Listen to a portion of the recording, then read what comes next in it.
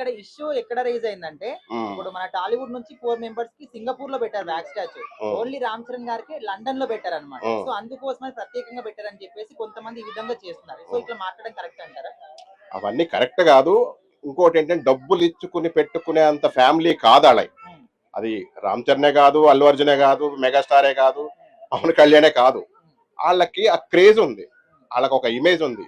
వాళ్ళు వ్యక్తిత్వంగా కాదు, శక్తి సామర్థ్యాలతో, టాలెంట్తో కష్టపడి వాళ్ళని ప్రూవ్ చేసుకుని నిరూపించుకునేలాగా ఆ మెగాస్టార్ గారు చిరంజీవి గారు వాళ్ళని అలా తయారు చేశాడు. అర్థమైందా? అంతేగాని దయచేసి వాళ్ళ ఫ్యామిలీని మాత్రం విడతీయకండి. నాకు రామ్ చరణ్ ఇష్టమే, అల్లు అర్జున్ ఇష్టమే. అర్థమైందా? మామూలు ఇష్టం కాదు, మీ అందరికన్నా చాలా ఎక్కువ ఇష్టం. అంటే వాళ్ళు బాగానే ఉంటారు. ఓన్లీ ఫ్యాన్స్ 100% వాళ్ళు బాగుంటారు. ఏదో రాజకీయం కాడ ఆ మధ్యన ఏదో వైఎస్ఆర్సీపీకి ఏదో సపోర్ట్ చేశాడనో, లేకపోతే ఇట్లా అట్లా ఏం అనుకోదు. అది జస్ట్ ఏదో వాళ్ళ ఫ్రెండ్షిప్ గా వెళ్ళాడు వచ్చాడు, అది అయిపోయింది అక్కడతో. దయచేసి ఎవరు కూడా విడదీయొద్దు, వాళ్ళని కలిపే చూసుకోండి, వాళ్ళ గురించి మంచి చెప్పే చూసుకోండి, ఒక మంచి మెసేజ్ ని మీ ద్వారా పంపించండి. అర్థమైంది? అదే నేను ప్రత్యేకించి కోరుకుంటున్నాను.